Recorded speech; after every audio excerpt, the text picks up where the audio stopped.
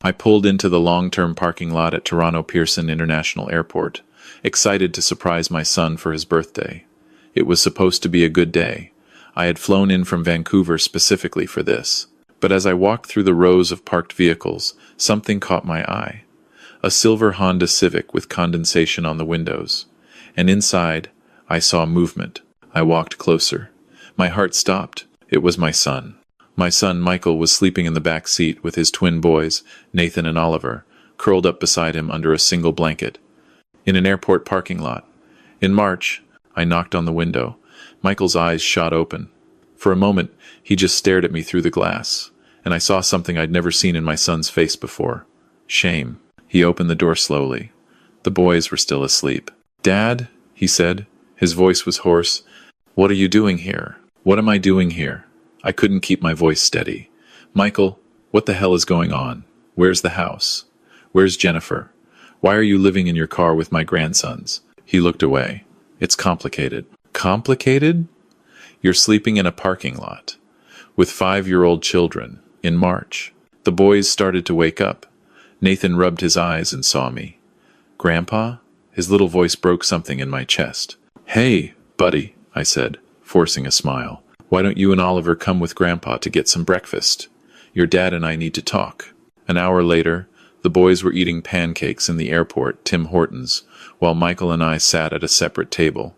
He looked thin, tired, defeated. "Tell me everything," I said. He took a shaky breath. "Jennifer left me 3 months ago. But it's not just that she left. She took everything, Dad. Everything. The house, the bank accounts, the business money, all of it." "What do you mean, all of it?" "The house was in both your names. She had me sign papers. Said it was for tax purposes, to put the house in her name only. I trusted her. I signed. Then one day I came home from work, and the locks were changed. There was a restraining order. Her lawyer claimed I was mentally unstable, dangerous.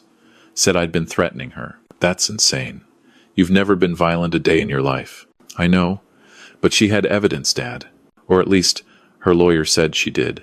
Text messages I supposedly sent. Emails. Witnesses who claimed they'd seen me acting erratic. Her parents backed up every word. They painted this picture of me as this unstable, controlling husband, and the judge believed them." "What about the money? The $150,000 I invested in your startup?" Michael's face crumbled. "Gone. She was the one managing the business accounts. The day before she left, she transferred everything to an investment account belonging to her father. Claimed it was a legitimate business loan we'd discussed. I have no proof otherwise because she handled all the paperwork." "And the boys?" "Custody hearing was 2 weeks ago. I lost. I only get supervised visitation twice a week. The rest of the time, they're with her and her parents. The court said I needed to prove stable housing and employment first. But I can't get stable housing without money, and Jennifer made sure I have nothing. I've been working, but barely making enough for food in this parking spot. I shower at the gym. The boys think we're on an adventure." I felt rage building in my chest. Rage like I hadn't felt since my wife died. "Where are you supposed to have these supervised visits?" "Her parents' house, with her mother supervising. It's humiliating. They watch every interaction, write notes. I can't even hug my own sons without feeling like I'm being judged." "This ends now," I said. "Pack up your car. You and the boys are coming to stay at my hotel until we figure this out. Then we're going to fix this." "Dad, you don't understand. Her family has money. Her father, Douglas, is a real estate developer. They have lawyers. Good lawyers. I can't fight them. Maybe you can't, but we can." That night, after the boys were asleep in the hotel room, I sat at the desk and started making calls. First to my lawyer in Vancouver, Paul Chen, who I'd known for 30 years. Then to an old friend, Detective Sarah Morrison with Toronto Police, who owed me a favor from years back when I'd helped her son get into university. "Paul, I need you to recommend the best family lawyer in Ontario. Money is not an issue." "What's going on, James?" I told him everything. When I finished, there was a long pause. "This smells like fraud," Paul said.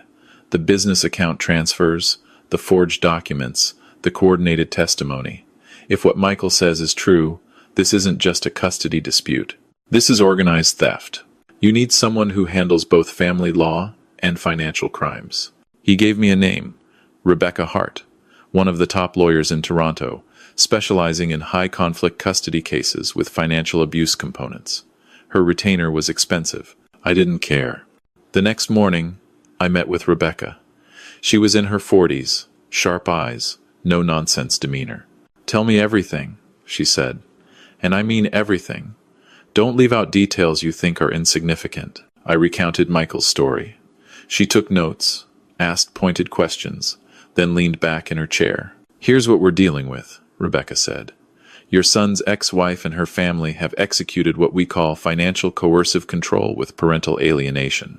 They've systematically stripped him of resources, credibility, and access to his children. The text messages, the witnesses, the mental health accusations. This is a playbook. I've seen it before. Can we prove it?" "That depends. Do you have any documentation from the business? Bank statements? Emails? Anything?" "I have the wire transfer confirmations from when I invested the money. Emails from Michael about the business plan. But Jennifer handled most of the business accounts." "That's a start. What about Michael's mental health? They're claiming he's unstable. Does he have any medical records proving otherwise?" "He was seeing a therapist last year. Not because he was unstable, but because work was stressful. He was trying to manage the pressure of the startup." Rebecca nodded. "That's actually good. Therapy records showing he was proactively managing stress prove the opposite of their claims. We need those records. We also need to do a forensic accounting analysis of the business accounts.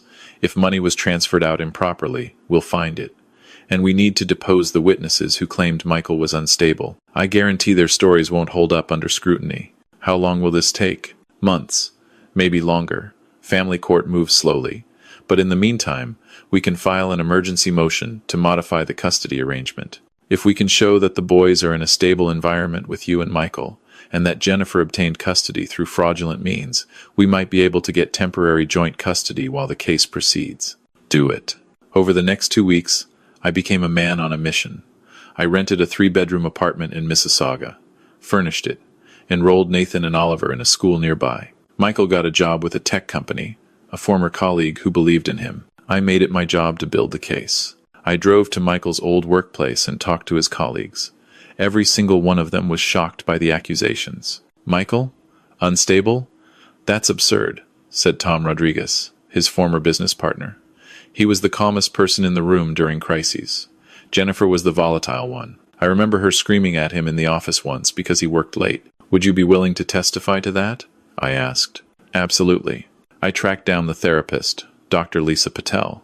She couldn't share Michael's records without his consent, but Michael signed the release immediately. When Dr. Patel provided her notes, they painted a clear picture of a man dealing with normal work stress, using healthy coping mechanisms, with zero signs of instability or aggression. Then I started digging into Jennifer's family. Her father, Douglas Whitmore, was a real estate developer in Oakville. On the surface, everything looked legitimate, but my detective friend Sarah did some checking. "James, Douglas Whitmore, has been investigated twice by the Financial Transactions and Reports Analysis Center of Canada, both times for suspicious large cash deposits. No charges, but red flags. And get this, 3 years ago, a business partner sued him for fraud. The case was settled out of court, sealed records. Can we use that? Depends on what your lawyer can dig up. But it establishes a pattern." Rebecca hired a forensic accountant, Martin Wu. It took him 3 weeks, but he traced every dollar of Michael's business accounts. What he found was damning. The $150,000 I'd invested had been transferred to an account belonging to Douglas Whitmore, labeled as a business loan. But there was no loan agreement, no terms, no repayment schedule, nothing in writing. Just a transfer, made the day before Jennifer filed for the restraining order. More transfers followed. Over 14 months, Jennifer had systematically moved money from the business account to personal accounts, then to her father's accounts. Small amounts at first, 500 here, 1,000 there, then larger sums. By the end, she'd transferred nearly $280,000. "This isn't a marital dispute," Martin said, showing me his report. "This is embezzlement. She was draining the business while maintaining the appearance of normalcy, and her father was complicit. Can Michael get the money back? If we can prove fraud, yes, But it'll require criminal charges, not just civil court. This is beyond family law. Rebecca filed motions. First, an emergency motion to modify custody, presenting evidence that Michael now had stable housing and employment, and that the boys had been living with him and me for a month, thriving in school, seeing their pediatrician regularly. She presented Dr. Patel's records, demolishing the mental instability claims. She presented testimony from Michael's colleagues, proving Jennifer's accusations were false. Jennifer's lawyer, a slick guy named Trevor Harding, fought back hard. He claimed Michael was only stable now because I was bankrolling everything, that it wasn't sustainable, that the boys needed their mother. But Rebecca was relentless. She deposed Jennifer's witnesses. One by one, their stories fell apart. Jennifer's friend Melissa, who claimed she'd seen Michael act erratically at a party. Under oath, she admitted she'd only heard about it from Jennifer, hadn't actually witnessed anything. Jennifer's neighbor, who claimed Michael had shouted threats, admitted he'd never actually heard the words, just saw Michael looking angry through a window. The supervised visits became our strongest evidence. I attended several with Michael. Jennifer's mother, Patricia Whitmore, sat in the corner with a notebook, writing constantly. But what she didn't know was that Michael had started recording the audio of every visit on his phone, legally, since it was in a shared space with consent posted on the wall. What the recordings showed was damning. The boys were happy, well-adjusted, excited to see their father. They called him Dad unprompted, hugged him, told him about school. There was zero fear, zero hesitation. They were normal kids with their normal father. But Patricia's notes? They painted a completely different picture. Father appeared agitated. Children seemed withdrawn. Father's tone was aggressive. All lies, all documented lies, contradicted by the audio recordings. Rebecca submitted the recordings to the court with a motion to end supervised visitation, arguing that the supervision was being weaponized to create false evidence. Then came the forensic accounting report. Martin had traced every fraudulent transfer. Rebecca didn't just submit it to family court. She submitted it to the Police Fraud Division and to the Canada Revenue Agency. Douglas Whitmore was now under investigation for tax evasion and fraud. Jennifer was facing potential criminal charges for embezzlement. The custody hearing was scheduled for July, 6 months after I'd found my son in that parking lot. The courtroom was tense. Jennifer sat with her parents and her lawyer, looking confident. Michael sat with me and Rebecca, looking nervous but determined. The judge was Justice Margaret Holloway, a woman in her 60s with a reputation for being thorough and fair. Rebecca presented our case methodically, the forensic accounting, the false accusations, the contradictory witness testimony, the audio recordings proving the supervised visits were manipulated, Dr. Patel's records, Michael's stable employment and housing. Trevor Harding tried to discredit everything. He argued that Michael's stability was only because of my financial support, which wasn't sustainable. He argued that the boys needed their mother, that they'd been thriving in Jennifer's care. Then Rebecca called Jennifer to the stand. Mrs. Reeves, you testified that you transferred funds from the business account to your father's account as a business loan. Is that correct? Yes. Where's the loan agreement? It was a verbal agreement. A verbal agreement for $150,000? Yes. My father was helping us during a difficult time. Why was it difficult? According to bank records, the business was profitable. Revenue was strong. Jennifer hesitated. Michael was spending recklessly. On what?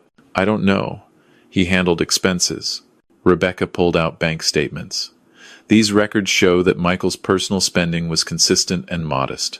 Rent, groceries, utilities, transportation. Meanwhile, your personal credit card statements show charges at high-end restaurants, boutiques, spa services, totaling over $30,000 in 6 months. Would you call that reckless spending? I deserve to enjoy the success of the business. Was it your business, or was it a joint venture with your husband funded by his father's investment? It was joint. Then why did you transfer the funds without his knowledge or consent? He knew. Rebecca pulled out phone records. Your phone records show no calls or texts to Michael on the day of the transfer. No discussion. The transfer happened at 9 a.m. Michael was at a client meeting across town. How did he know? Jennifer's face flushed. I don't remember the exact details. Convenient. Let's talk about the mental health accusations. You claimed Michael sent threatening text messages. Where are these messages? I deleted them. I was afraid. You were afraid, so you deleted the evidence? But you kept screenshots to show your lawyer? Yes. The screenshots you provided have been analyzed by a digital forensics expert. They show signs of manipulation. Timestamps don't align with phone records. Message threads are incomplete. In fact, the metadata shows these images were created on a computer, not captured from a phone. Would you like to explain that? Trevor Harding objected. The judge overruled. Jennifer stammered. I don't know. Maybe my phone was acting up, or maybe these messages were fabricated. The courtroom was silent. Rebecca continued.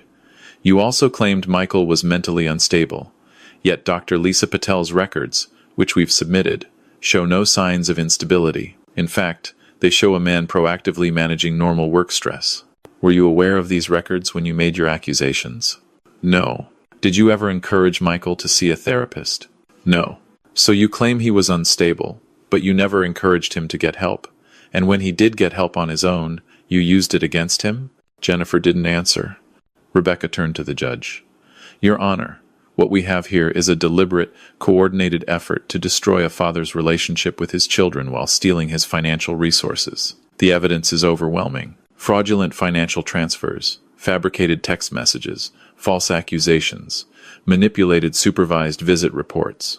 Jennifer Whitmore and her family have weaponized the family court system for financial gain. Trevor Harding stood. Your Honor, my client made mistakes, but her primary concern has always been the welfare of her children. Rebecca shot back. If her primary concern was the children, why did she allow them to believe their father abandoned them? Why did she restrict his contact? Why did she create an environment where those boys thought their dad didn't want them?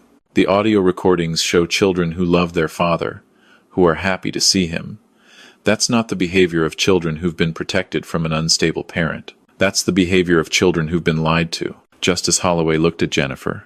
Mrs. Whitmore, I've reviewed all the evidence. The forensic accounting, the digital analysis, the witness testimony, the audio recordings. I find it deeply troubling that you've made serious accusations against your ex-husband without credible evidence. I find it even more troubling that funds were transferred out of a jointly owned business without proper documentation or consent. She turned to Michael.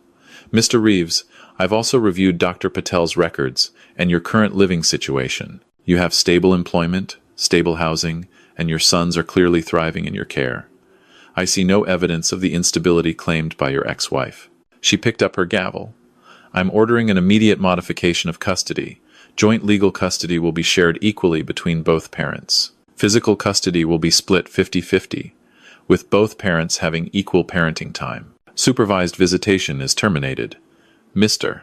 Reeves will have unsupervised access to his children, effective immediately. Jennifer gasped. Her mother stood up. Your Honor, this is outrageous. Sit down, Mrs. Whitmore. I'm not finished. I'm also ordering that Jennifer Whitmore repay the sum of $280,000 to Michael Reeves, representing funds improperly transferred from the business account. If repayment is not made within 90 days, I will authorize seizure of assets. Furthermore, I'm referring this case to the Crown Attorney's Office for potential criminal prosecution. This court does not take kindly to fraud. She struck the gavel. We're adjourned. Michael's knees buckled. I caught him. He was crying. Not sad tears. Relief tears. Outside the courtroom, Nathan and Oliver ran to him. They'd been in a waiting room with a social worker. Michael dropped to his knees and hugged them both, holding them like he'd never let go. Daddy, are we going home? Nathan asked. Yeah, buddy, we're going home. 3 months later, Jennifer's father, Douglas, was charged with fraud and tax evasion.